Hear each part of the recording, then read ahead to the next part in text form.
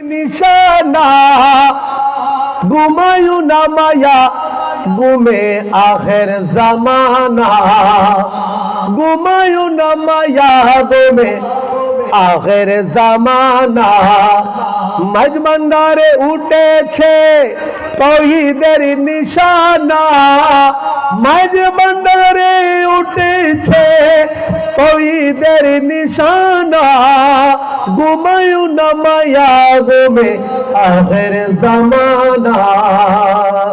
এই জন্য বলেছেন বিজনে বসে ডাকিছে কোয়ালা জোৎস্না রাতে বাড়ালে জ্বালা বান্ডারে বসি বাজালে বাসি। মেজবান্ডার শরীফে আমাদেরকে দাওয়াত দেয় নেই, আমরা এমনি যাই না। যখন তাওহীদের বাসি গৌসুল আজম মেজবান্ডারি বেলায়তের জবান দিয়ে যখন বাজাচ্ছেন তখন পাগলরা পাগল হয়ে গৌসুল আজম মেজবান্ডারের দরবারে চলে যাচ্ছেন।